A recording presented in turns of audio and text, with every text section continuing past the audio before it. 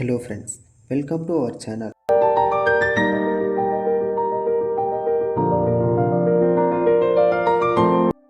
తిరుమల ప్రపంచంలోని అతిపెద్ద హిందూ దేవాలయాలలో తిరుమల శ్రీవారి ఆలయం ఒకటి.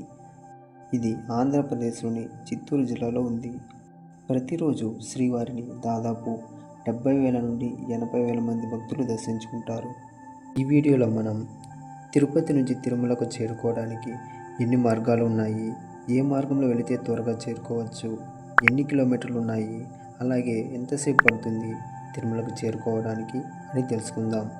సాధారణంగా తిరుమలకు చేరుకోవాలి అనుకునే వారి మైండ్లో 2 ఆలోచనలు ఉంటుంది. ఒకటి, బస్సు ద్వారా తిరుమలకు చేరుకోవడం. రెండవది, నడక మార్గం ద్వారా తిరుమలకు చేరుకోవడం. బస్సులో వెళ్ళాలి అనుకునే వారికి చాలామందికి తెలిసి ఉంటుంది. తిరుపతి ఆర్టీసీ బస్టాండ్ నుంచి ప్రతి 10 నిమిషాలకు ఒక బస్సు ఉంటుంది. బస్సులో వెళ్ళాలి అనుకునేవారు 45 నిమిషాల నుండి 1 గంటలోపు తిరుమలను చేరుకోవచ్చు. బస్సులో ఒకరికి 90 రూపాయలు ఛార్జ్ చేస్తారు. ఎలక్ట్రిక్ బస్సులో వెళ్ళాలి అనుకునేవారు 110 రూపీస్ ఛార్జ్ చేస్తారు.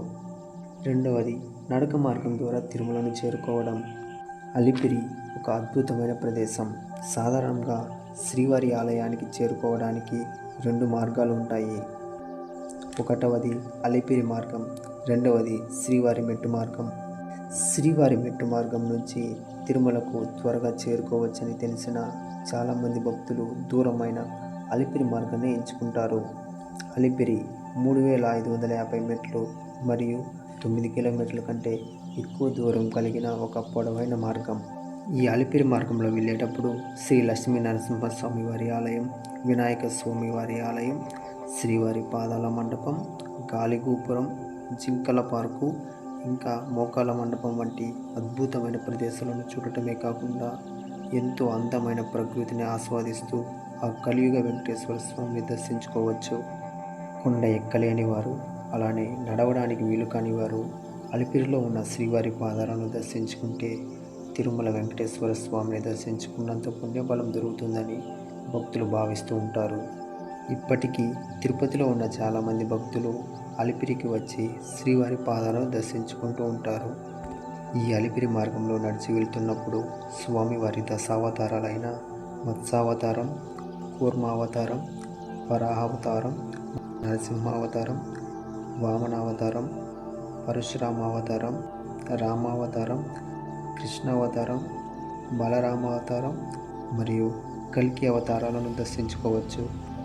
అలానే అలిపిరి మరియు తిరుమలకు మధ్యలో అతిపెద్ద ప్రకాశవంతమైన హనుమంతుల వారి విగ్రహాన్ని చూడవచ్చు. ఎంతో కష్టపడి నడిచి వచ్చిన భక్తులు ఇక్కడ ఆంజనేయ స్వామి వారిని పూజించి కాసేపు విశ్రాంతి తీసుకొని తిరుమలకు యాత్ర కొనసాగిస్తూ ఉంటారు.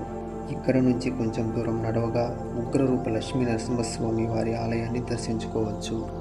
లక్ష్మీ నరసింహస్వామి వారిని దర్శించుకున్న తర్వాత కొంచెం దూరం ఘాట్ రోడ్లో నడవాల్సి ఉంటుంది.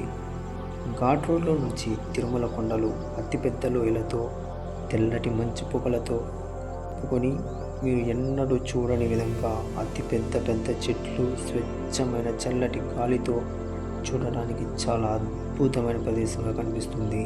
అక్కడ నుంచి కొంచెం దూరం నడవగా మోకాల పర్వతం చూడవచ్చు. ఇది అలిపిరి నుంచి తిరుమలకు వెళ్ళడంలో చివరి పర్వతంగా చెప్పుకోవచ్చు. ఇక్కడ నుంచి తిరుమలకు సుమారు 400 మెట్లు ఉండగా వాటిలో మొదటి 100 మెట్లు మామూలు మెట్ల కంటే కొంచెం పెద్దగా ఉంటాయి. అన్నమయ్య మొదటిసారి తిరుమలకు వచ్చినప్పుడు ఈ మోకాల పర్వతం వద్ద అలసిపోయాడని చెప్తూ ఉంటారు. రామానుజాచార్యుల వారు తిరుమలకు తొలి దర్శనానికి వచ్చినప్పుడు ఈ వెంకటాద్రి మహిమను తెలుసుకొని ఆ పవిత్రమైన ప్రదేశాన్ని పాదాలతో తాకకూడదని మోకాలతోనే కొండ ఎక్కాడట. ఇప్పటికీ భక్తులు మొదటి 100 మెట్లు, 11 మెట్లు, కనీసం 3 మెట్లు అయినా మోకాలతో నడిచి ఆ పాత సాంప్రదాయాన్ని పాటిస్తూ ఉంటారు. మోకాల పర్వతం నుంచి 400 మెట్లు పూర్తి అయ్యాక తిరుమలను చేరుకోవచ్చు. తిరుపతి నుంచి తిరుమల చేరుకోవడానికి 2వ మార్గం. వీటిని శ్రీవారి మెట్టు మార్గం అంటారు. మీరు త్వరగా తిరుమల చేరుకోవాలి అనుకుంటే ఈ మార్గాన్ని ఎంచుకోండి. ఈ మార్గం మొత్తం 2,388 మెట్లు మరియు 2 కిలోమీటర్లు కలిగిన నడకదారి. ఈ మార్గం ద్వారా 1 నుంచి 2 గంటల్లో తిరుమలను చేరుకోవచ్చు. అయితే ఈ మార్గంలో మెట్లు కొంచెం ఎత్తుగా ఉండటంలో నడవడానికి కొంచెం కఠినంగా ఉంటుంది.